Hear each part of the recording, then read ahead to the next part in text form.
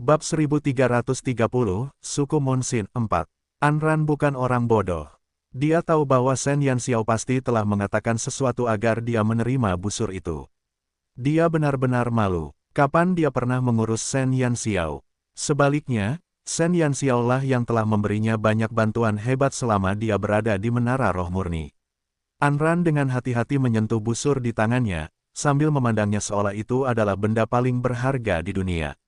Suku Monsin dulunya adalah suku yang unggul, tetapi setelah mereka diturunkan pangkatnya, kemampuan finansial seluruh suku tersebut telah sangat berkurang.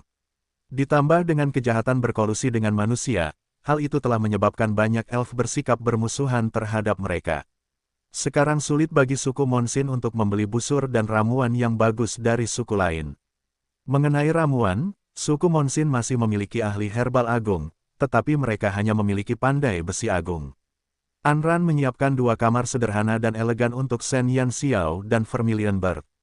Shen Yanxiao, yang telah lama tinggal di kamar yang sangat feminin, langsung merasa sangat puas. Anran menyuruh Shen Yanxiao untuk mencarinya jika dia membutuhkan sesuatu. Setelah itu, dia pergi menemui ayahnya dan pergi. Burung Vermilion bahkan tidak masuk ke kamarnya. Sebaliknya, ia menyelinap ke kamar Shen Yanxiao dan berbaring di tempat tidur Shen Yanxiao, hampir berguling-guling. Aku ingin pergi ke kota Monsin. Vermilion Bird mengerang saat dia berbaring di tempat tidur. Shen Yanxiao meliriknya dan berkata, tentu. Kota Monsin tidak memiliki batasan pada binatang ajaib sehingga Vermilion Bird dapat pergi sesuka hatinya. Begitulah kira-kira. Vermilion Bird mendengus puas. Ia memeluk Little Phoenix dan Mini Dragon dan mulai berguling-guling di tempat tidur yang bersih. Dia ingin meninggalkan aromanya di tempat tidur Shen Yanxiao. Shen Yanxiao tidak tahu apakah harus tertawa atau menangis saat melihat ketiga makhluk menggemaskan itu bertingkah lucu bersama. Dia membiarkan mereka melakukan apa yang mereka inginkan. Pada akhirnya, perhatiannya pada Vermilion Bird masih kurang dan dia tidak ingin terus meninggalkannya di luar. Jika mereka bisa memasuki kota Monsin bersama, mereka bisa saling menjaga meskipun mereka tidak bisa bersama sepanjang waktu. Pada saat itu, seseorang mengetuk pintu Shen Yanxiao. Shen Yanxiao hendak membuka pintu, namun saat membukanya, dia melihat Shen Jing dengan ekspresi aneh di depan pintunya. Shen Yanxiao memiringkan kepalanya dan menatap Shen Jing sambil tersenyum tipis. Shen Jing berdeham dan menunjuk ke arah ruangan. Bisakah kita bicara di dalam? Shen Yanxiao sedikit bergeser ke samping untuk memberi jalan bagi Shen Jing. Shen Jing bergegas masuk dengan bersemangat. Begitu dia masuk, dia melihat burung Vermilion berguling-guling di tempat tidur dengan keadaan yang buruk. Sikap bertingkah imut itu sama sekali tidak ada hubungannya dengan auranya saat dia mengamuk di dalam rumah besar. Paman ketiga, apakah kamu bersenang-senang di benua Dewa Bulan? Sepertinya kakek tidak perlu khawatir. Shen Yanxiao menutup pintu dan menyilangkan lengannya sambil menatap Shen Jing dengan tenang. Shen Jing hampir tersedak air liurnya. Dia menatap Shen Yanxiao dengan heran dan berkata, kenapa kamu menjadi peri? Saat Shen Yanxiao masih berbicara dengan An Yan, Shen Jing sudah mulai meragukan identitasnya. Walaupun ras dan penampilannya tidak sama, tetapi Vermilion Bird dan nama itu, sulit baginya untuk tidak mengasosiasikannya dengan orang itu. Terlebih lagi, kalimat terakhir Shen Yanxiao di ruang bawah tanah, entah disengaja atau tidak, telah mengingatkan Duan Yuan akan cara untuk menyelesaikan masalah kompensasinya, yang telah memungkinkan Shen Jing mendapatkan kembali kebebasannya. Mengapa peri kecil itu tiba-tiba menanyakan pertanyaan seperti itu tanpa alasan? Setelah Shen Yanxiao dan Anran pergi, semakin Shen Jing memikirkannya, semakin ia merasa ada yang tidak beres. Oleh karena itu, ia diam-diam datang untuk menanyakannya. Tak disangka, gadis kecil ini ternyata begitu terus terang. Sebelum dia sempat bertanya, dia sudah memberikan jawaban. Bab 1331, Suku Monsin 5. Shen Yanxiao mengangkat alisnya dan berkata, coba tebak. Shen Jing tidak bisa berkata apa-apa.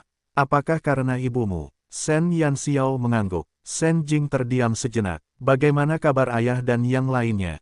Shen Yanxiao duduk di kursi dan menatap paman yang tidak dikenalnya ini. Shen Duan dan Shen Yue telah bersekongkol melawan keluarga burung Vermilion dengan ahli kelas 2. Apa? Shen Jing tiba-tiba mendongak, matanya dipenuhi dengan keterkejutan. Dia benar-benar melakukan itu. Kenapa? Kenapa dia begitu tidak berperasaan? Shen Yanxiao menyadari ada yang aneh dengan kata-kata Shen Jing. Seolah-olah Shen Jing sudah mengetahui rencana licik Shen Duan. Mungkinkah Shen Jing juga terlibat dalam masalah Shen Duan? Raut wajah Shen Yanxiao tak dapat menahan diri untuk tidak berubah dingin.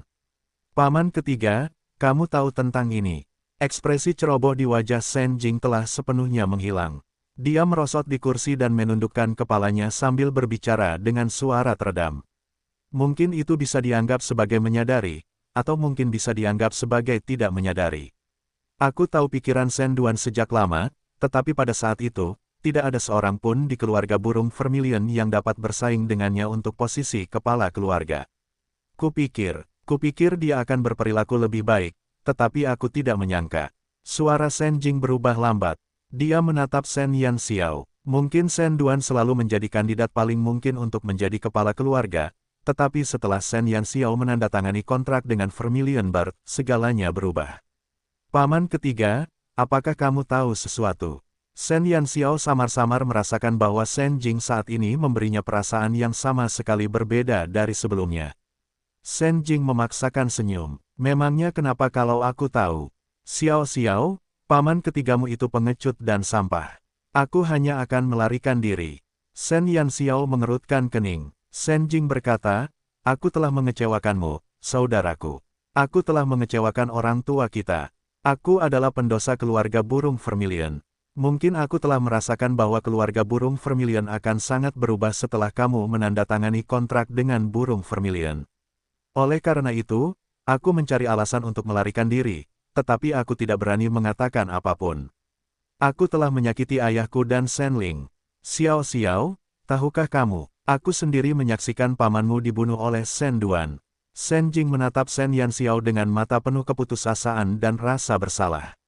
Apa? Shen Yanxiao tercengang. Dia tahu bahwa keluarga pamannya dibunuh oleh Shen Duan, tetapi bahkan Shen Yue baru mengetahuinya kemudian. Bagaimana mungkin Shen Jing? Jika Shen Jing bekerja sama dengan Shen Duan, maka dia tidak perlu melarikan diri dari keluarga burung Vermilion. Namun, penampilan Shen Jing saat ini jelas dipenuhi dengan rasa bersalah dan putus asa. Shen Jing berkata, Xiao, kamu mungkin berpikir aku ini orang yang tidak berguna. Memang, aku ini orang yang tidak berguna dan pengecut. Dulu, aku ingin mencari pamanmu untuk membicarakan beberapa hal, tetapi ketika aku menemukannya, aku menemukan bahwa Shen Duan telah diam-diam menyerang pamanmu. Aku sangat takut sehingga aku tidak berani bersuara dan hanya bisa bersembunyi di sudut. Aku tidak berani memberitahu kakekmu karena aku tahu bahwa di mata semua orang di keluarga burung Vermilion, aku, Shen Jing, adalah sampah. Tidak seorang pun akan mempercayai kata-kataku, tetapi Shen Duan selalu menjadi putra yang dihargai oleh kakekmu. Tentang orang tuamu, aku sudah menduganya. Shen Duan selalu ingin merebut posisi kepala keluarga dan ayahmu, Shen Yu, adalah putra yang paling disayangi kakekmu. Karena itu, Shen Duan tidak akan pernah melepaskannya. Aku pernah ingin mengingatkan ayahmu, tetapi tidak berhasil. Xiao, aku telah mengecewakanmu. Aku terlalu lemah dan membuat orang tuamu. Bab 1332, Suku Monsin 6. Sampah keluarga burung Vermilion selalu menjadi Shen Jing sebelum Shen Yanxiao kembali. Sebelum Shen Yu lahir, Shen Jing adalah anak yang pintar. Shen Feng dan ibunya sangat menghormati Shen Jing. Shen Jing tumbuh dengan harapan yang besar. Ketika mengetahui bahwa Shen Yu lahir, ia menyelinap ke taman untuk berjalan-jalan saat ulang tahun pertama Shen Yu. Segala yang terjadi malam itu telah mengubah hidupnya. Saat itu, Shen Jing masih muda, tetapi dia ingat dengan jelas bahwa ketika dia berjalan ke kolam teratai, seseorang telah mendorongnya dari belakang. Shen Jing bagaikan seekor bebek di air kering. Ia terjatuh ke dalam air dan terus-menerus meronta. Tak lama kemudian, air sedingin es itu menenggelamkannya. Kalau bukan karena para pembantu yang kebetulan lewat dan menemukannya, kemungkinan besar dia tidak akan selamat. Setelah malam itu, Shen Jing jatuh sakit dan demam tinggi. Dia terbaring di tempat tidur selama setengah bulan. Sejak saat itu, Shen Jing telah berubah dari seorang pemuda tampan menjadi seorang yang tidak berguna. Dia tidak lagi merevisi puisinya atau berlatih sihir. Seolah-olah dia mengalami perubahan kepribadian. Dia akan membuat masalah di mana-mana seperti anak-anak seusianya. Dia merobek buku-buku di kamarnya halaman demi halaman dan menumpuk segala macam barang kecil di seluruh keluarga burung vermilion. Shen Feng dan Ibu Shen Jing hampir mati karena marah pada Shen Jing. Akibatnya, Shen Feng telah memukuli Shen Jing beberapa kali. Namun, setelah pemukulan selesai, Shen Jing masih saja membuat masalah lagi. Semua orang tahu bahwa tuan muda jenius dari keluarga burung vermilion telah berubah menjadi bajingan kecil yang bodoh dan tidak kompeten setelah dia jatuh sakit. Saat itu, karena kelahiran Shen Yu, Shen Feng tidak terlalu memperhatikan Shen Jing. Seiring Shen Yu tumbuh dewasa, Shen Yu yang cerdas dan luar biasa secara bertahap menyebabkan Shen Feng mengabaikan perubahan Shen Jing. Daripada memberi pelajaran kepada Shen Jing sepanjang hari, Shen Feng lebih suka memberi perhatian lebih untuk memelihara bibit yang baik seperti Shen Yu. Shen Jing tumbuh dewasa di bawah hinaan terus-menerus dan perlahan menjadi tuan muda yang paling tidak mencolok di keluarga burung vermilion. Sejak kepribadiannya berubah, tragedi itu tidak pernah terjadi lagi. Shen Jing tidak pernah menceritakan hal ini kepada siapapun. Malam itu, saat ia terjatuh ke dalam kolam, ia melihat jelas sosok yang dikenalnya. Pemuda itu tampan dan penampilannya agak mirip. Namun, Shen Jing bisa melihat kebencian dan niat membunuh yang kuat di wajahnya. Dengan kecerdasan Shen Jing, dia memahami segalanya dengan sangat cepat. Oleh karena itu, dia menahan ketajamannya dan menyembunyikan kekuatannya serta menunggu saat yang tepat. Dia tidak lagi mempesona. Dia telah memotong sayapnya dan hanya ingin hidup dalam keheningan. Tidak peduli mengapa orang itu mendorongnya malam itu, dia tetap saudaranya di hati Shen Jing. Akan tetapi, Shen Jing tidak menyangka bahwa meskipun dia sudah bersikap merendah, orang itu tetap tidak akan bisa menahan diri. Kakak tertua, Shen Yu, semua saudara yang bisa bersaing dengan orang itu untuk posisi kepala keluarga telah dibunuh. Shen Jing putus asa. Menghadapi saudara-saudaranya yang sudah meninggal, dia dipenuhi rasa bersalah. Menghadapi saudara yang kejam, dia masih memiliki secercah harapan. Mungkin selama dia mendapatkan apa yang diinginkannya, keluarga burung vermilion tidak akan lagi menghadapi bencana apapun. Akan tetapi, Shen Jing salah, salahnya sungguh konyol. Kemunculan Shen Yanxiao telah menghancurkan segalanya dan mendorong keluarga burung vermilion yang telah lama damai ke dalam jurang tak berujung. Shen Jing tidak membenci siapapun, hanya ada kesedihan yang tak terhingga di hatinya. Mereka adalah keluarganya, saudara-saudaranya. Bab 1333, Suku Monsin 7.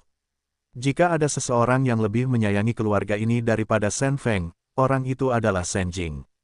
Sekalipun ia tahu siapa yang telah menyakitinya saat itu, ia rela bertahan dan menjaga kekerabatan antar saudara. Ia bisa meninggalkan segalanya dan menelan harga dirinya untuk berubah dari seorang jenius yang dikelilingi bintang menjadi seorang anak boros yang dibenci semua orang.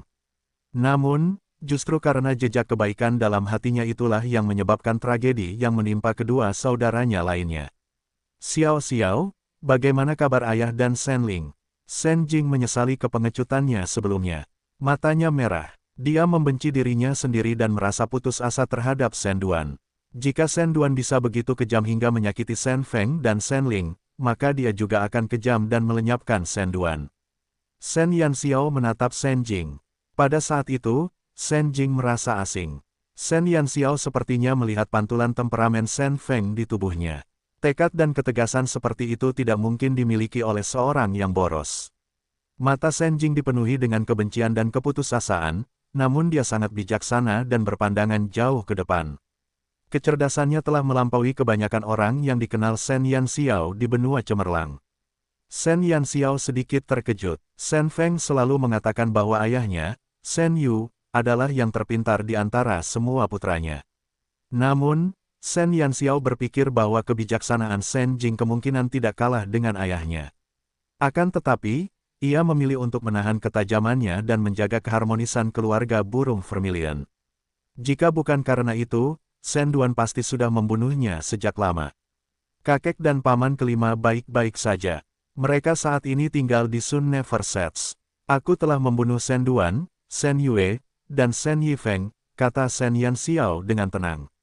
Shen Jing terkejut. Paman ketiga, saya tidak tahu mengapa Anda bertahan selama bertahun-tahun, tetapi saya ingin memberitahu Anda bahwa memelihara harimau itu merugikan. Tidak peduli berapa banyak konsesi yang Anda buat, itu tidak akan membuat harimau merasa bersyukur atau mengembangkan pengendalian diri. Mereka hanya akan menjadi semakin berlebihan. Hanya dengan menghilangkannya, kita dapat menghilangkan masalah di masa depan, kata Shen Yanxiao dengan nada dingin. Shen Jing memaksakan senyum. Tetapi, pada akhirnya mereka adalah saudara-saudaraku. Ia tidak ingin ayahnya melihat adegan saudara-saudara saling membunuh di usia tuanya. Mungkin dia lemah, atau mungkin dia terlalu berhati lembut. Tapi itulah Shen Jing. Dia lebih suka berkompromi untuk melindungi stabilitas keluarga burung vermilion. Mereka tidak akan menganggap orang-orang di depan mereka sebagai saudara mereka. Baik pamanku maupun ayahku, mereka adalah musuh mereka. Shen Yanxiao sangat tenang. Dia telah berada di ambang kematian begitu lama di kehidupan sebelumnya sehingga dia bisa melihat semuanya. Dia akan membalas orang-orang yang memperlakukannya dengan tulus. Kalau mereka mau menyakitinya, dia tidak akan menunjukkan belas kasihan sekalipun mereka adalah saudara kandung. Belas kasihan terhadap musuh berarti kekejaman terhadap diri sendiri. Kepribadianmu memang berbeda dari orang tuamu. Shen Jing menatap Shen Yanxiao yang berbicara dengan nada kejam, dan matanya dipenuhi dengan keterkejutan. Mungkin tidak ada orang lain di keluarga burung vermilion yang bisa sekejam dia.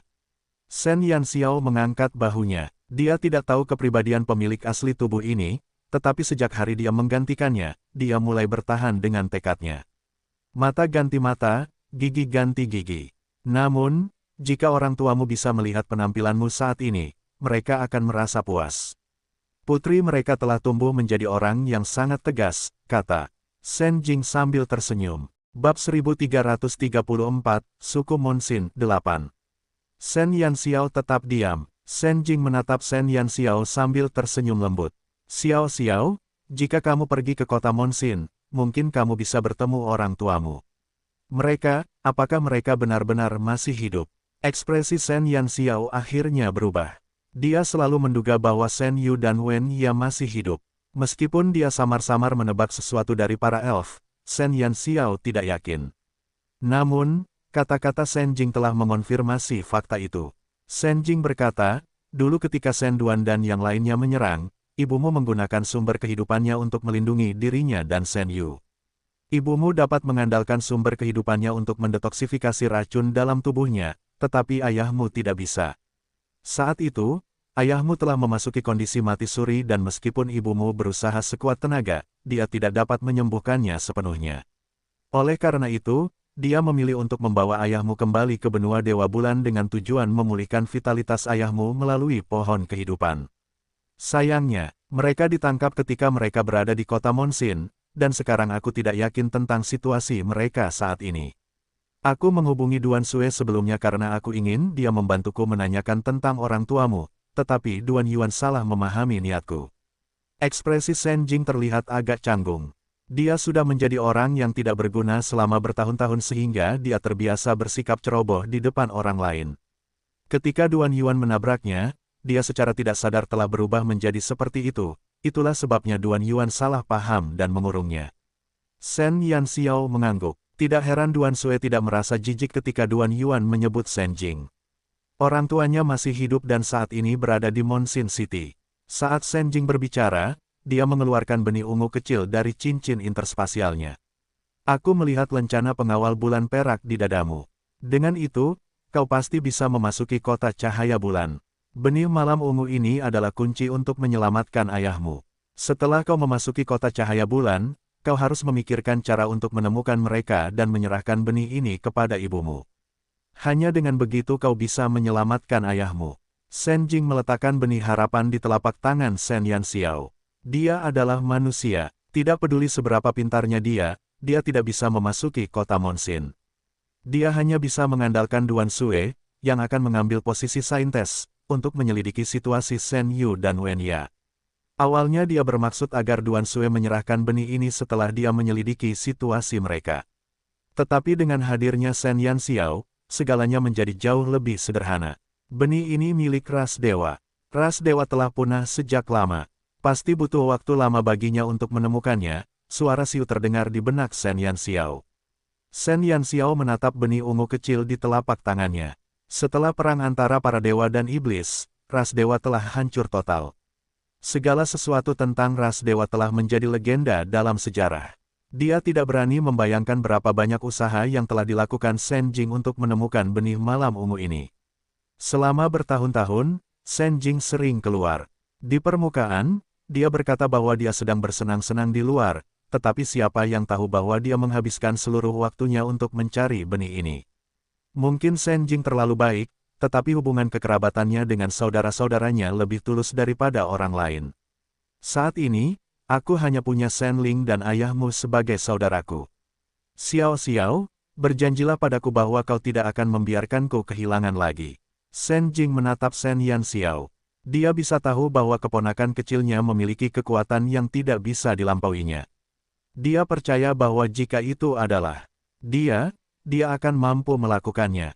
Shen Yan Xiao mengepalkan tangannya dan mengangguk. Aku berjanji padamu. Bab 1335, Suku Monsin 9.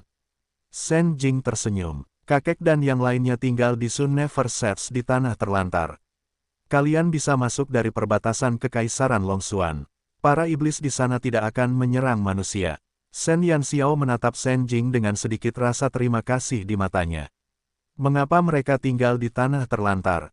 Shen Jing tidak mengerti sejenak. Tanah terlantar adalah daerah terlarang di benua cemerlang. Shen Yan Xiao menyentuh hidungnya dan berkata, saya berpartisipasi dalam turnamen antar akademi dan memenangkan kejuaraan. Dalam perjalanan, saya menduduki beberapa kota di tanah terlantar dan meminta kakek dan yang lainnya untuk pindah ke sana. Ekspresi Shen Jing langsung berubah ngeri. Dia menatap Shen Yan Xiao dengan ekspresi tidak percaya. Keponakan perempuannya, betapa dahsyatnya hal yang telah dilakukannya. Shen Jing sangat menyadari betapa sulitnya mendapatkan pijakan di tanah terlantar. Yang lebih menakutkan adalah Shen Yan Xiao tidak hanya mendapatkan pijakan, tetapi dia juga telah menduduki beberapa kota. Dengan serius, baiklah, aku akan pergi. Shen Jing tercengang. Keponakannya terlalu buas. Shen Yan Xiao menyimpan benih malam ungu di cincin luar angkasanya dan berbincang dengan Shen Jing tentang situasi Shen Feng dan Shen Ling. Shen Jing juga bertanya kepada Shen Yan Xiao apa yang telah dilakukannya di tanah terlantar. Setelah percakapan itu berakhir, Shen Jing merasa seperti sedang bermimpi. Segala yang didengarnya terasa begitu tak terbayangkan. Xiao Yu, putrimu terlalu buas, jauh lebih buas daripada dirimu saat itu, gumam Shen Jing dalam keadaan tak sadarkan diri. Di bawah tatapan Shen Yan Xiao, dia terhuyung-huyung keluar dari ruangan. Butuh waktu bagi Shen Jing untuk mencerna isi percakapan mereka sore itu. Setelah Shen Jing pergi, Shen Yan Xiao mulai berpikir tentang cara menemukan orang tuanya di kota Monsin. Meskipun dia telah masuk dalam Silver Moon Guard, masih belum diketahui di mana dia akan ditugaskan. Tapi Shen Jing memberinya petunjuk. Duan Sue mungkin bisa menjadi penolong yang baik. Status seorang saintes di kota Monsin adalah yang kedua setelah Raja Peri dan setingkat dengan tetua para peri. Mereka bisa berjalan-jalan di sekitar kota Monsin sesuka hati. Dari apa yang dikatakan Shen Jing, Duan Sue seharusnya sangat membantu. Sepertinya aku harus menemui Duan Sue sebelum pergi ke kota Monsin. Shen Yan Xiao menyentuh dagunya. Akhirnya, ada sedikit kemajuan. Malam harinya, untuk berterima kasih kepada Shen Yan Xiao, para elf dari suku Monsin secara khusus mengadakan perjamuan. Buah-buahan segar dan anggur manis disajikan, bahkan Shen Jing pun ikut serta dalam perjamuan tersebut. Didampingi An Feng menyampaikan rasa terima kasihnya kepada Shen Yan Xiao karena telah merawat An di kamp pelatihan lanjutan. Shen Yan Xiao senang saat minum, tetapi dia memiliki firasat aneh di dalam hatinya. Jika dia menghitung, An Feng dan nenek dari pihak ibu adalah generasi yang sama dan An seharusnya adalah pamannya. Rasanya aneh dianggap sebagai seorang dermawan oleh pamannya.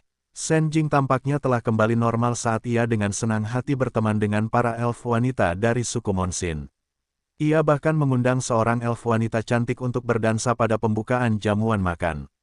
Shen Yan Xiao merasa sulit untuk mempercayai bahwa Shen Jing pada malam hari ini adalah orang yang sama dengan Shen Jing pada sore hari.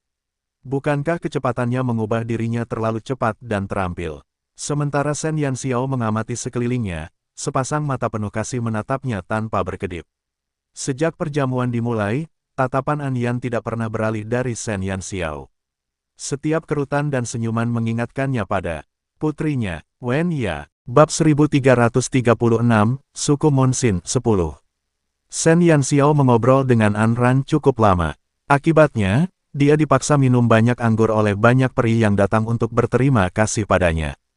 Pikirannya sedikit kacau. Dia segera mencari alasan untuk pergi dan berlari ke taman suku Monsin untuk menenangkan diri. Udara di benua Dewa Bulan sangat segar. Setelah Sen Yanxiao duduk di taman yang tenang selama beberapa saat, dia merasa pikirannya jauh lebih jernih. Kamu minum banyak. Suara lembut terdengar di belakang Sen Yanxiao. Sen Yanxiao berbalik dan melihat Anyan mengenakan gaun panjang berwarna putih bulan berdiri di bawah sinar bulan, tampak anggun bak seorang dewi.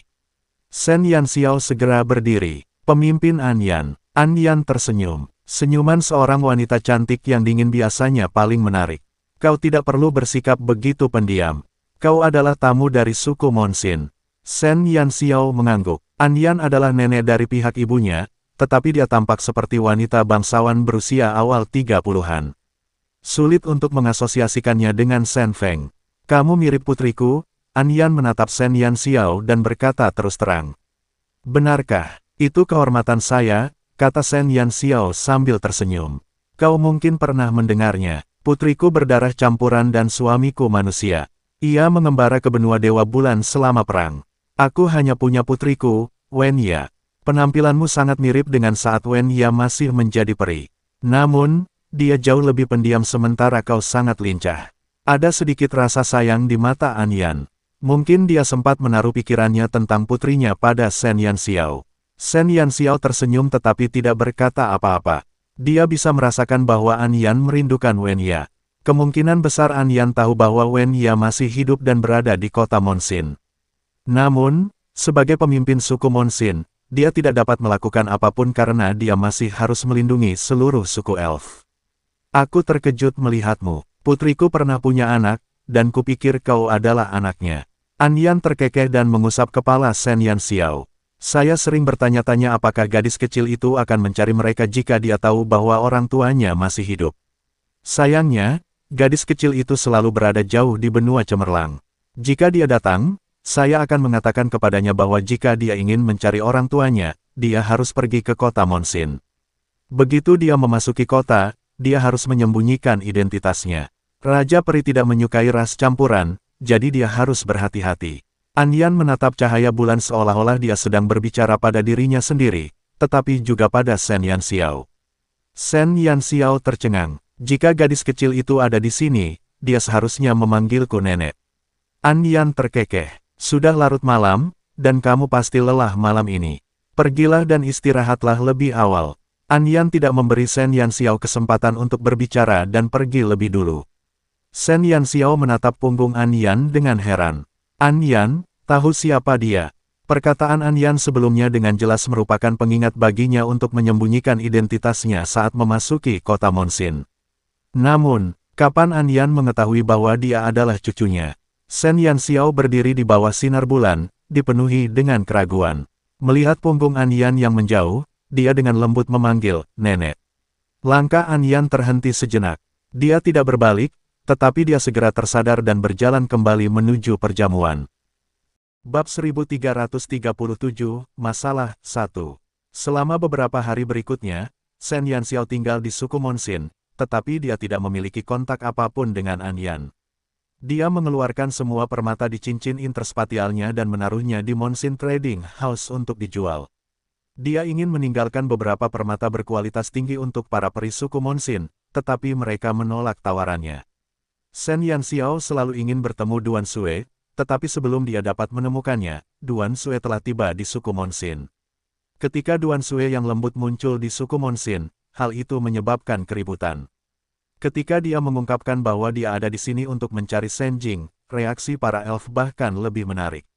Semua orang tahu bahwa Sen Jing dipenjara di penjara bawah tanah karena dia menginginkan kecantikan Duan Sue.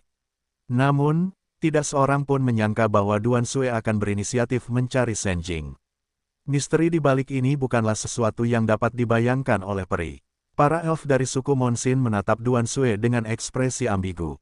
Hanya berdasarkan fakta bahwa suami pemimpin mereka adalah seorang manusia, mereka secara tidak sadar mulai memikirkan sesuatu.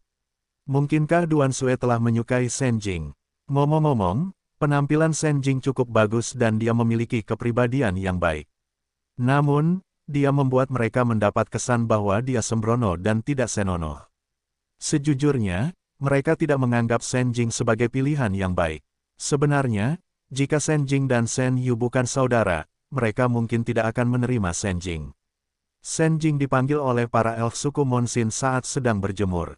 Saat melihat Duan Sue, dia langsung berseri-seri karena gembira.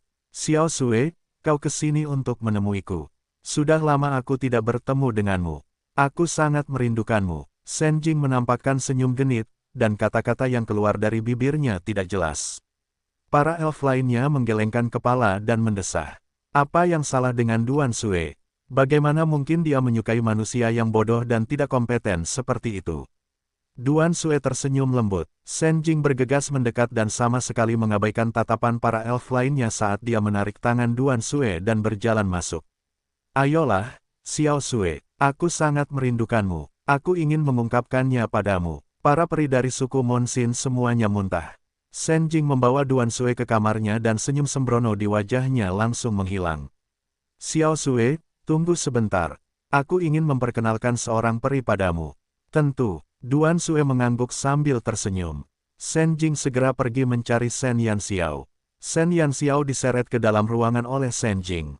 Begitu dia masuk, dia melihat Duan Sue yang tersenyum lembut. Xiao Sue, Xiao Xiao akan memasuki kota Monsin. Dia mungkin salah satu anggota pengawal Silver Moon yang akan mengawalmu ke kota. Jika kamu punya petunjuk tentang masalah yang kutanyakan padamu, beritahu Xiao Xiao secara langsung, karena aku telah menyerahkan barang itu padanya. Shen Jing jarang menunjukkan ekspresi serius.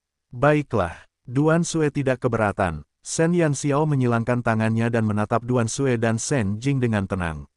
Dia tidak tahu kapan Shen Jing menunjukkan sifat aslinya di depan Duan Sue dan bagaimana dia membujuknya untuk membantu. Namun, mengapa dia merasa Duan Sue memperlakukan paman ketiganya sedikit? Xiao Xiao, jagalah Xiao Xue saat waktunya tiba. Kamu tidak tahu situasi di kota Monsin. Akan sangat bagus jika kalian berdua bisa saling menjaga. Shen Jing tidak menyadari apapun. Tidak masalah. Xiao Sue, aku akan merepotkanmu di masa depan. Shen Yanxiao tersenyum dan berkata kepada Duan Sue. Tidak banyak. Aku bertemu dengan Suster Wen Ya saat aku masih muda, dan aku sangat menyukainya. Aku juga akan sangat senang jika aku bisa membantumu, kata Duan Sue lembut. Bab 1338, Masalah 2. Shen Yanxiao terkejut karena Duan Sue bertemu Wen Ya. Pantas saja Duan Sue bersedia membantu. Tepat saat Shen Yanxiao bersiap melanjutkan diskusi dengan Duan Sue mengenai perjalanan mereka ke kota Monsin, Anran tiba-tiba mendorong pintu kamar Shen Yanxiao dengan tanda-tanda kecemasan di matanya. Yanxiao, ada apa? Shen Yanxiao menatap Anran yang masuk. Orang-orang dari suku Qing Yuan ada di sini. Anran mengerutkan kening. Suku Qing Yuan. Shen Yanxiao tidak dapat mengingat suku mana itu. Anran berkata, Suiling berasal dari suku Qing Yuan. Aku tidak tahu dari mana mereka mendapat berita bahwa kau ada di sini, tetapi mereka datang untuk mencari kita. Mungkin karena kematian Suiling, tetapi pemimpin memintaku untuk membawamu pergi melalui pintu belakang. Suku Qing Yuan dan suku Monsin telah lama berselisih.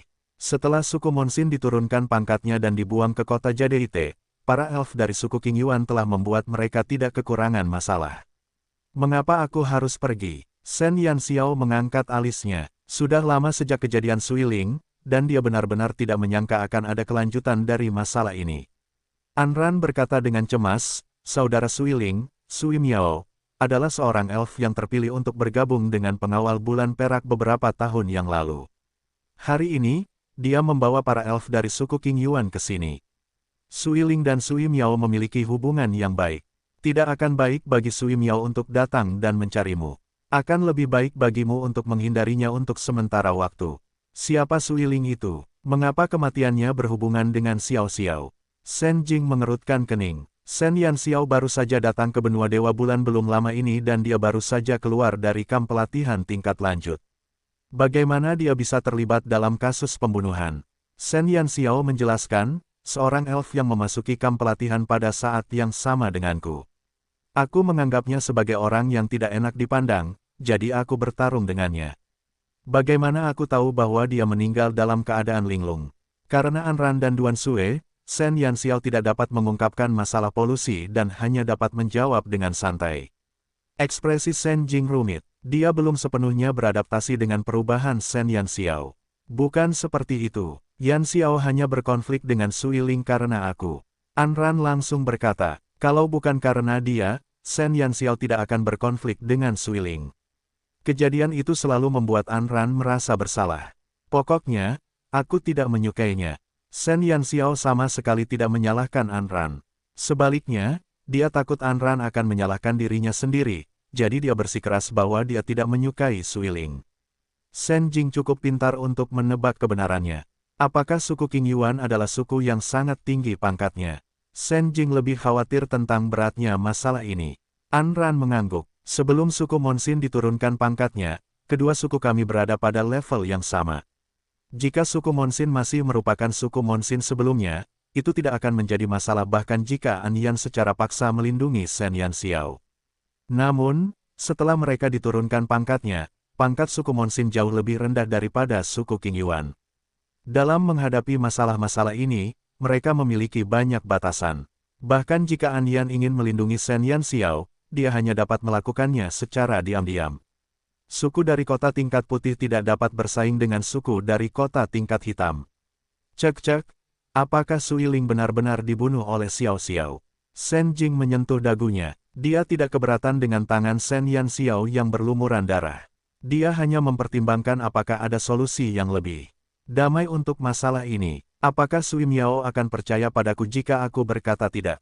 Para jenderal di kamp pelatihan tingkat lanjut telah mengumumkan bahwa aku tidak ada hubungannya dengan ini, tetapi mereka tetap datang. Terlepas dari alasan sebenarnya, mereka telah menetapkan bahwa akulah pelakunya. Shen Yanxiao mencibir. Bab 1339, Masalah 3. Shen Jing mengerutkan kening. Dia tahu itu benar, lebih baik menghindari masalah yang tidak perlu. Sui Miao adalah anggota pengawal bulan perak dan jika kamu terlibat konflik dengannya sekarang, kamu pasti akan menghadapi masalah di masa depan. Dengarkan pemimpin dan pergilah terlebih dahulu. Anran agak cemas. Shen Yanxiao melirik Anran dan berkata, karena suku Qing Yuan datang mencari kita, mereka tidak akan beristirahat sampai kita memberi mereka penjelasan.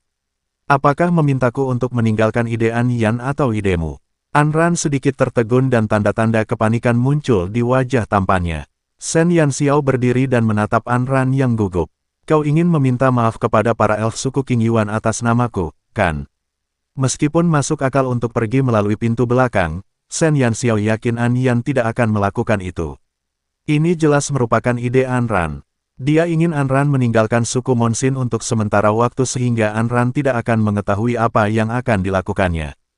Hanya ketika Shen Yanxiao pergi, Anran dapat menggantikan Shen Yanxiao dan meminta maaf kepada Sui Miao. Wajah Anran langsung pucat. Dia menatap Shen Yanxiao dan membuka mulutnya, tetapi tidak ada kata yang keluar. Dialah penyebab masalah Sui Ling. Shen Yanxiao telah banyak membantunya, dan dia tidak ingin Sui Ling semakin terlibat dalam masalahnya. Bukankah itu hanya suku? Aku akan pergi dan menemui mereka. Aku yakin mereka tidak akan bersikap tidak masuk akal. Shen Yanxiao tersenyum santai, seolah-olah masalah ini dapat diselesaikan dengan diskusi sederhana. Namun, tidak ada sedikit pun senyum di matanya. Sebelum Anran bisa menjawab, Shen Yanxiao sudah keluar dari ruangan. Ekspresi Anran berubah dan dia segera mengejarnya, hanya meninggalkan Duan Sue dan Shen Jing di ruangan itu. Xiao Sue, apakah kamu ingin pergi dan melihatnya? Shen Jing bertanya dengan senyum nakal. Dia ingin tahu bagaimana keponakannya akan menangani masalah ini. Duan Sue mengangguk. Di luar gerbang suku Monsin, seorang elf yang tinggi dan tampan berdiri di sana bersama puluhan elf yang mengenakan lencana suku Qing Yuan. Berdiri di hadapan mereka adalah para peri cahaya bulan yang dipimpin oleh An Yan. Sui Miao, apa sebenarnya yang ingin kamu lakukan hari ini? An Feng menatap Sui Miao dan bertanya. Sui Miao berkata dengan nada dingin, apa yang kau lakukan? Itulah yang ingin kutanyakan padamu. Mengapa kau menyembunyikan pelaku yang membunuh saudaraku di kediaman tanpa alasan? Apa niatmu? Meskipun suku Qing Yuan kami berselisih dengan suku Monsinmu, ini tidak ada hubungannya denganmu, dan aku tidak ingin mencari masalah denganmu. Selama kau menyerahkan peri bernama Yan Xiao itu, aku akan segera meninggalkan gerbangmu. An Yan menatap Sui Miao dengan ekspresi tenang dan suaranya terdengar perlahan. Yan Xiao adalah tamu dari suku Monsin, dan kami tidak akan pernah menyerahkan tamu mereka. Sepertinya kau bertekad untuk melindunginya. Sui Miao mencibir. Sui Miao dianggap sebagai salah satu elf teratas di suku King Yuan. Kalau tidak, dia tidak akan lulus ujian seleksi pengawal bulan perak beberapa tahun yang lalu. Sui Miao telah menjaga kota cahaya bulan sampai dia kembali ke suku belum lama ini. Baru pada saat itulah dia mendengar bahwa saudaranya telah dibunuh oleh seorang elf di kamp pelatihan tingkat lanjut. Harus diketahui bahwa Sui Miao dan Sui Ling adalah saudara kembar. Meskipun Sui Miao tidak puas dengan bakat adiknya, darah tetap lebih kental daripada air. Adiknya telah meninggal secara misterius, jadi bagaimana mungkin dia bisa melupakan masalah ini? Bab 1340, Masalah 4. An Yan tidak menjawab. Dia tidak bisa menghindari kejadian hari ini. Dia hanya punya satu pikiran di benaknya, dia tidak akan menyerahkan Shen Yan Xiao kepada Sui Miao. Dulu aku mungkin tidak bisa menghadapi suku Monsin, tapi suku Monsin saat ini. Sui Miao mencibir. Suku Monsin sudah tidak berdaya lagi, dan pangkat mereka lebih rendah dari suku King Yuan. Sui Miao mengandalkan kemampuannya untuk bangkit di Silver Moon Guard. Selain kapten kepala dan 5 tuan muda, dia bisa dikatakan memiliki kekuatan paling besar.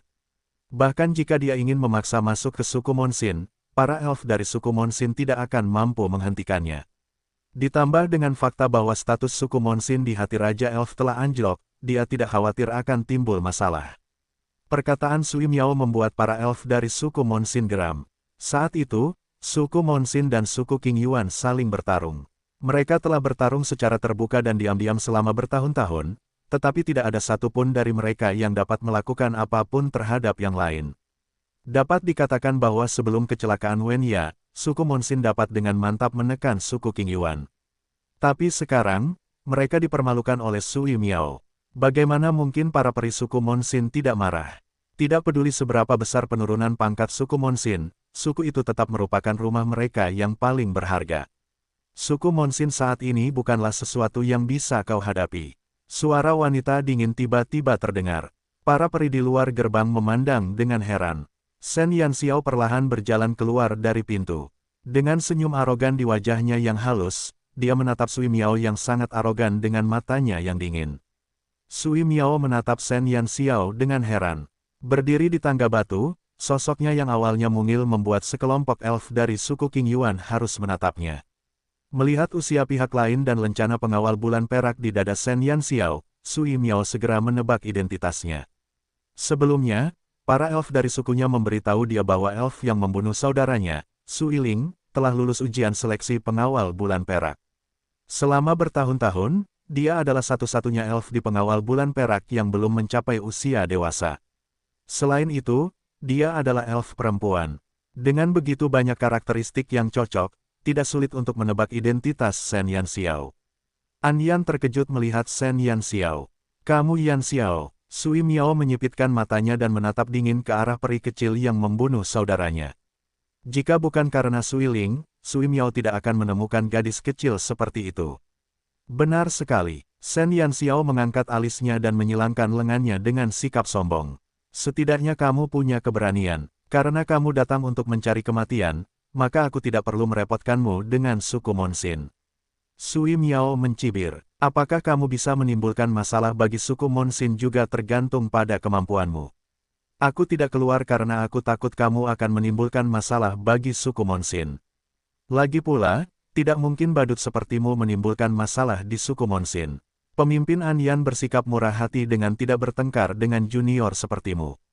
Apakah kamu benar-benar berpikir kamu mampu? Aku hanya keluar karena aku tidak tahan melihat bajingan sepertimu, yang tidak tahu batas, telah mengganggu kedamaian mereka.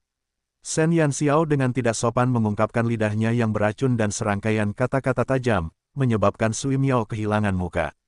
Dia diam-diam mengejek Sui Miao karena menjadi badut yang tidak bisa berbuat apa-apa. Pada saat yang sama, dia juga meningkatkan status suku Monsin. Itu benar-benar perasaan yang menyenangkan. Perkataan Shen Yan Xiao segera memenangi hati para elf suku Monsin. Bab 1341, Masalah 5. Raut wajah Sui Miao berubah antara hijau dan putih karena kata-kata Shen Yan Xiao. Dalam mimpinya yang terliar, dia tidak pernah menyangka peri kecil ini begitu fasih. Dia telah mempermalukannya tanpa menggunakan kata-kata kasar. Lidahmu memang tajam, tetapi meskipun gigimu setajam itu tidak akan mengubah nasibmu hari ini, kata Sui Miao dengan marah. Dia tidak datang untuk menemani anak kecil yang sombong ini bertengkar. Yan Xiao, apakah kau mengakui bahwa kau telah membunuh saudaraku, Sui Ling, seorang anggota suku dengan pangkat tertinggi? Shen Yan Xiao mengangkat bahunya. Anak muda, saya turut berduka cita. Saya tahu hubungan Anda dan saudara Anda baik-baik saja, tetapi meskipun dia meninggal, Anda sebagai saudaranya tidak dapat menyeret saya dan menghukum saya atas kejahatan tanpa alasan. Jika saya yang membunuh Sui Ling, para jenderal di kamp pelatihan tingkat lanjut pasti sudah lama memenggal kepala saya. Bagaimana mungkin mereka membiarkan Anda menginterogasi saya? Sui Miao mendengus dan berkata, jangan berasumsi bahwa aku tidak tahu bahwa kamu berasal dari suku Cahaya Bulan. Tetua Yue bertanggung jawab atas perkemahan, dan siapa yang tahu jika kamu telah membutakan mata tajam Tetua Yue dan membiarkan jenderal lain menunjukkan belas kasihan kepadamu karena Tetua Yue. Kamu bisa menipu elf lain, tetapi kamu tidak bisa menipuku. Sui Ling selalu dalam keadaan sehat dan jika bukan karena kamu, bagaimana mungkin dia kehilangan nyawanya? Sui Miao sama sekali tidak mempercayai kata-kata Shen Yan Xiao. Menurutnya, Shen Yan Xiao berasal dari suku Cahaya Bulan dan semua orang tahu bahwa para tetua di sana selalu menyukai anak-anak. Selain itu, Shen Yan Xiao telah bergabung dengan suku Cahaya Bulan dan tidak dapat dielakkan bahwa tetua Yue akan melindunginya karena usianya. Shen Yan Xiao terkekeh. Para elf dari suku King Yuan memang sama. Ketika Anran memberitahu Sui Ling tentang metode pelatihannya, dia juga tidak percaya. Sekarang setelah itu adalah saudaranya, Sui Miao, dia masih sama. Dia dan Anran mengatakan yang sebenarnya. Terserah kamu mau percaya atau tidak. Tapi meskipun kamu benar-benar mengira aku yang melakukannya, lalu kenapa? Biar ku beritahu, Sui Ling terluka saat bertanding denganku. Bahkan jika dia meninggal karena aku, itu diizinkan oleh kamp pelatihan tingkat lanjut. Paling-paling, aku terlalu keras. Sekarang bukan giliranmu untuk mengeluh. Shen Yan Xiao sama sekali tidak sopan. Karena dia yakin dialah pelakunya, biarlah demikian. Dia dan Sui Ling pernah cedera dalam pertandingan resmi, dan itu adalah janji yang dibuat di kamp pelatihan lanjutan. Bahkan jika Sui Ling meninggal karena cedera, tidak ada yang bisa mengkritik Shen Yan Xiao karenanya. Jika kau harus menyalahkan seseorang, salahkan saudaramu karena fisiknya yang lemah. Luka panah kecil dapat menyebabkannya kehilangan nyawanya, dan peri seperti dia masih ingin masuk ke dalam pengawal bulan perak. Jika dia tidak tinggal di rumah untuk merawat fisiknya yang rapuh, apa gunanya jika dia harus terpapar unsur-unsur alam? Shen Yan Xiao tidak menyukai orang-orang yang tidak masuk akal itu. Dia biasanya akan sangat tidak sopan dan mengejek mereka. Kompetisi kata-kata beracun. Selain Qixia, si pencatut keuntungan dalam Sun Never Sets, Shen Yan Xiao belum menemukan makhluk hidup lain yang dapat menyainginya. Di mata Shen Yan Xiao, Sui Miao hanyalah seorang anak kecil. Percaya atau tidak, dia bisa membuat peri yang berpendapat sendiri ini memuntahkan darah hanya dengan menggunakan mulutnya. Dasar gadis bau, kau membunuh Sui Ling dan bahkan menghinanya. Sui Miao sangat marah. Dia belum pernah melihat peri yang tidak tahu malu seperti itu. Serangkaian kutukan tanpa kata-kata kasar membuat Sui Miao begitu marah hingga ia hampir muntah darah. Dia bahkan mengatakan bahwa fisik Sui Ling lemah dan harus dibesarkan di rumah. Apakah dia mengira Sui Ling adalah burung kenari? Ekspresi para elf dari suku King Yuan semakin buruk rupa, seakan-akan mereka ingin menerkam dan memakan Shen Yan Xiao. Bab 1342, Masalah 6. Begitu Anran tiba, dia mendengar rentetan kata-kata Shen Yan Xiao dan tertegun sejenak. Di kamp pelatihan lanjutan, Shen Yan Xiao pada dasarnya tidak banyak bicara. Dia biasanya sangat pendiam, dan ini adalah pertama kalinya Anran melihat lidahnya yang beracun. Mungkin tidak ada peri lain di benua Dewa Bulan yang dapat menandingi keterampilan bicaranya. Para elf dari suku King Yuan tidak senang, namun para elf dari suku Monsin merasa gembira. Semenjak suku Monsin diturunkan pangkatnya, pesaing lama mereka, suku King Yuan, telah menimbulkan banyak masalah bagi mereka. Para peri dari suku Monsin telah menekan amarah mereka demi kepentingan gambaran yang lebih besar. Sekarang setelah mereka mendengar omelan Shen Yan Xiao yang riang, mereka berharap bisa bertepuk tangan dan bersorak untuknya. Bukankah kamu mengatakan bahwa Shen Yanxiao membunuh Suiling? Kalau begitu, bukankah fisik tuan mudamu Suiling terlalu lemah? Dia tewas karena anak panah yang ditembakkan seorang gadis kecil ke bahunya. Terlebih lagi, Anran juga ditembak oleh Suiling. Mengapa dia masih hidup dan sehat? Itu semua karena gen burukmu. Karena Anyan hadir, para elf dari suku Monsin tidak berani terlalu bersemangat. Namun, keangkuhan di mata mereka terungkap dengan jelas. Cek-cek, bukankah itu yang ingin kau katakan saat kau mengejarku ke sini?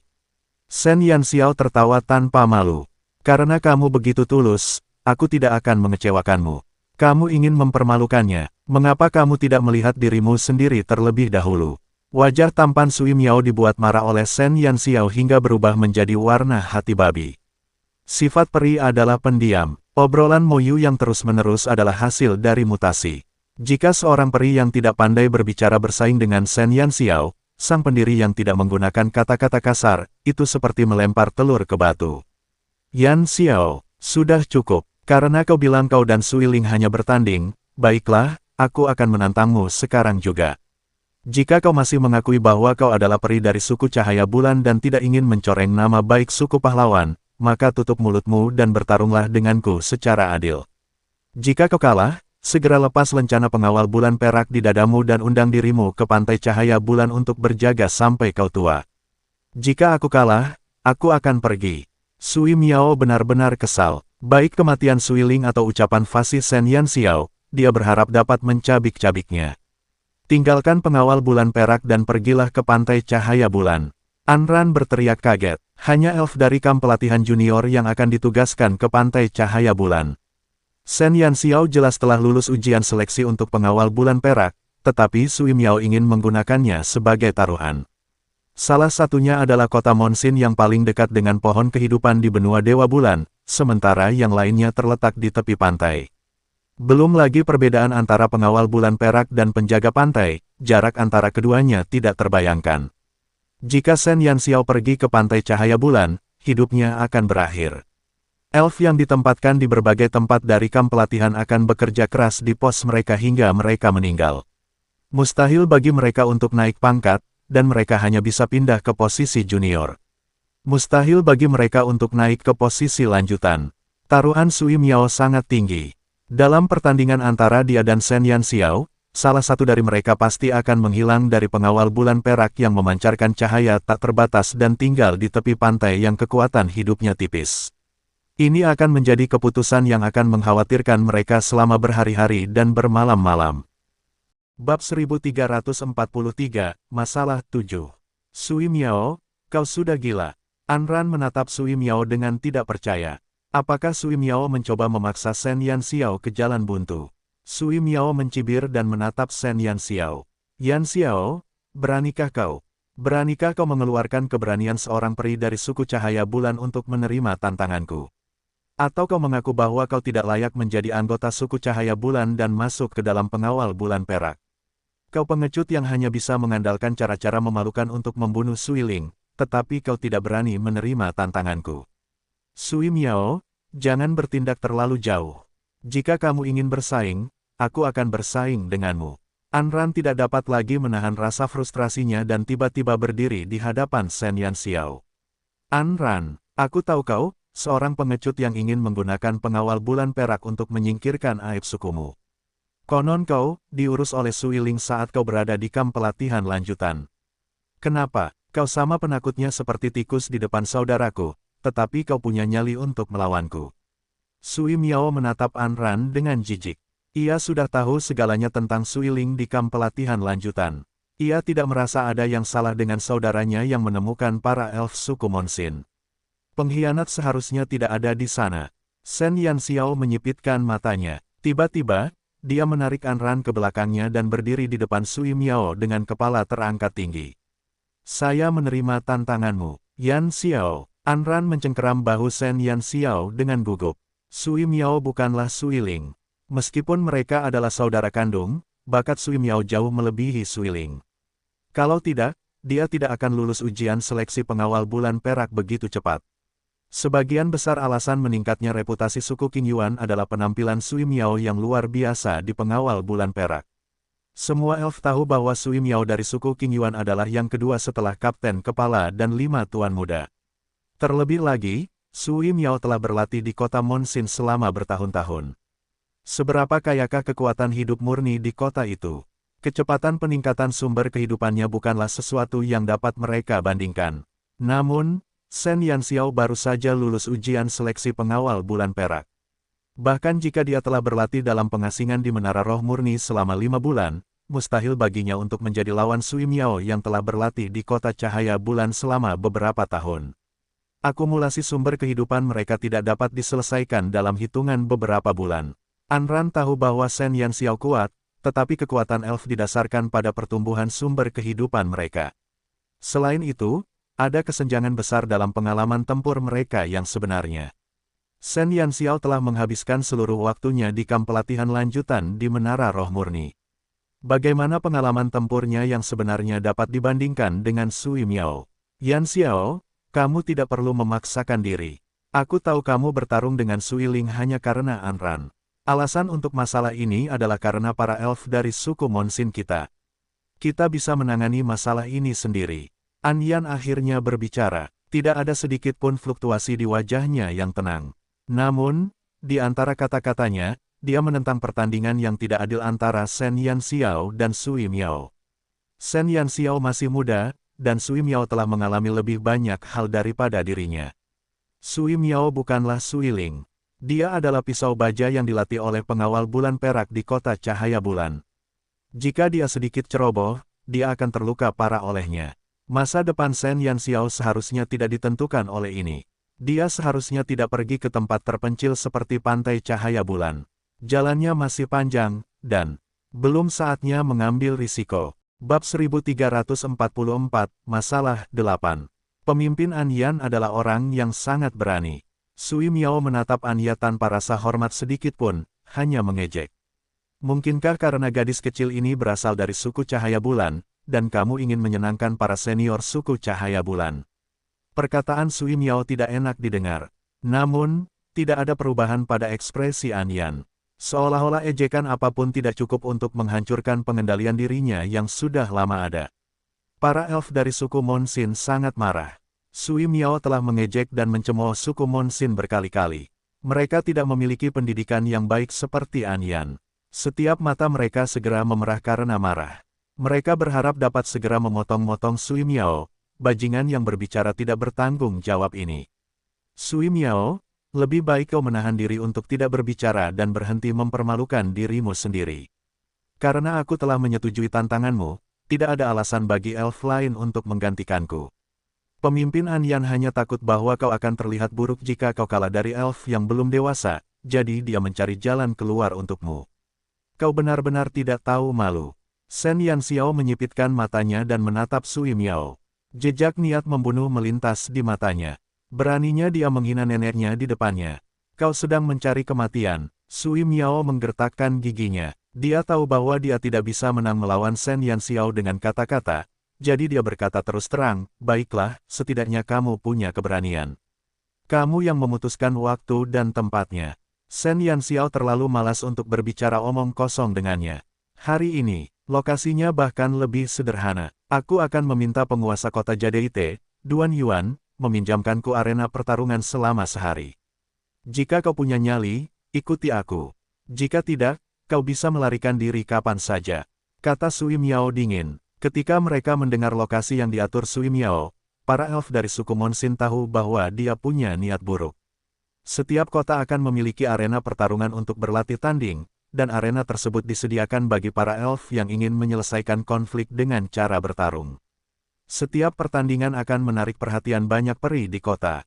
Sui Miao mengatur agar pertandingan diadakan di arena karena dia ingin lebih banyak elf melihatnya mengalahkan Shen Yanxiao untuk memuaskan keinginannya untuk membalas dendam. Tentu saja, Shen Yanxiao setuju tanpa ragu-ragu. Sui Miao berbalik dan pergi dengan perasaan puas. Dia tidak khawatir Shen Yanxiao akan melarikan diri. Baru saja, Shen Yanxiao telah berulang kali melindungi suku Monsin. Jika Shen Yanxiao berani melarikan diri, dia tidak akan membiarkan suku Monsin lolos begitu saja. Selain itu, Shen Yanxiao akan memasuki pengawal bulan perak cepat atau lambat. Pada saat itu, dia akan memiliki banyak cara untuk menghadapinya. Shen Yanxiao pun melakukan hal yang sama.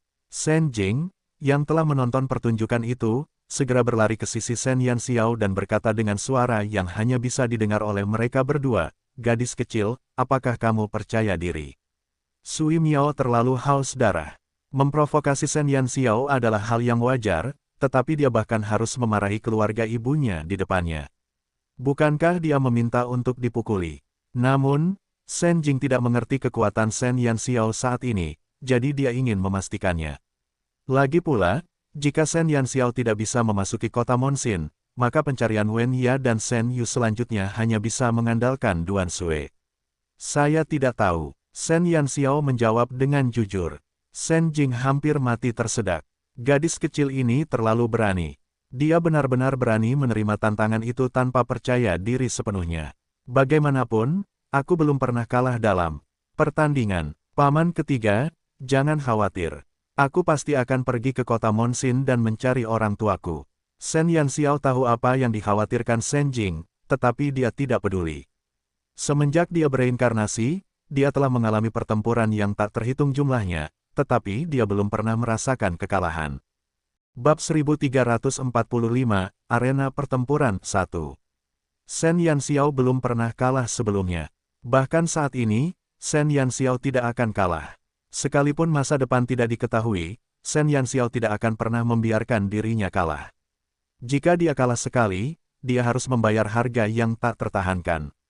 Oleh karena itu, Shen Yanxiao tidak akan pernah membiarkan dirinya gagal.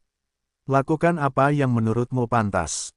Shen Jing menghela napas. Dia tidak tahu seperti apa kepribadian Shen Yanxiao. Shen Yu adalah tuan muda yang cerdas, sementara Wen Ya adalah wanita lembut yang langka. Selain penampilannya, Shen Yanxiao tidak mewarisi kepribadian Shen Yu dan Wen Ya. Ketegasan dan keganasan seperti itu adalah sesuatu yang belum pernah dilihat Shen Jing pada adik laki-lakinya atau adik iparnya.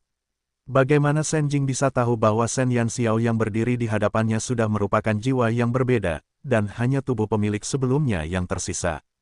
Jika itu adalah Shen Yanxiao, di masa lalu, dia memperkirakan bahwa bahkan jika dia sadar kembali, dia mungkin mewarisi sifat murni dan baik hati orang tuanya.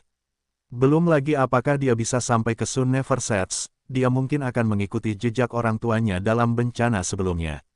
Meskipun jiwa Shen Yanxiao bertransmigrasi dari era modern, dia sudah menganggap dirinya sebagai anggota keluarga burung vermilion. Baik itu Shen Feng, Shen Ling, Shen Jing, Shen Yu, Wen Ya, atau An Yan, mereka semua adalah anggota keluarga yang dia sayangi.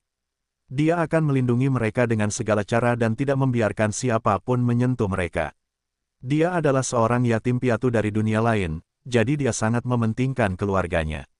Dalam pertarungan ini, hanya An Ran dan An Feng dari suku Monsin yang ikut. Para elf lainnya telah ditinggalkan oleh An Yan. Ketika tiba di rumah penguasa kota, Duan Yuan agak terkejut. Mengapa Sui Miao datang? Baru setelah Sui Miao mengungkapkan alasannya dan Duan Yuan melihat Shen Yanxiao, barulah dia akhirnya mengerti apa yang terjadi. Kamu bisa menggunakan arena, tapi, Sui Miao, kamu harus bersikap lunak. Duan Yuan memiliki kesan yang baik tentang Shen Yanxiao. Dia tidak ingin melihat Shen Yanxiao kalah dari Sui Miao dan lari ke pantai cahaya bulan. Sui Miao hanya tersenyum dan tidak berkata apa-apa. Matanya penuh tekad untuk mengakhiri hubungan dengan Shen Yanxiao. Burung vermilion masih berada di suku Monsin. Shen Yanxiao tidak mengizinkannya untuk mengikutinya. Arena di kota Jadaite sangat besar, cukup bagi Shen Yanxiao dan Sui Miao untuk menampilkan keterampilan mereka. Ketika mereka mendengar akan ada pertandingan lainnya, banyak elf dari kota Jadaite datang untuk menonton. Namun, mereka tercengang ketika melihat dua sosok berdiri di atas panggung. Keduanya dari pengawal bulan perak. Mengapa mereka harus bersaing? Para elf di sekitarnya melihat lencana yang sama di dada Shen Yanxiao dan Sui Miao, merasa sulit untuk memahami mengapa kedua elf ini datang ke sini untuk bertarung. Bukankah mereka mengatakan bahwa pengawal bulan perak selalu harmonis? Apakah gadis kecil itu benar-benar dari pengawal bulan perak? Beberapa elf menatap Shen Yanxiao dengan heran. Jika pertarungan antara dua anggota pengawal bulan perak tidak cukup mengejutkan, maka sulit untuk percaya bahwa Shen Yanxiao telah mengadopsi lencana pengawal bulan perak. Semua orang tahu bahwa pengawal bulan perak adalah pisau paling tajam di benua Dewa Bulan. Jika mereka menarik salah satu dari mereka secara acak, tidak akan menjadi masalah untuk melawan 1 lawan 5, apalagi 1 lawan 10. Mudah dibayangkan betapa sulitnya memasuki Silver Moon Guard. Namun, seorang anak kecil yang belum mencapai usia dewasa telah berhasil memperoleh lencana pengawal bulan perak. Hal ini sulit diterima oleh mereka.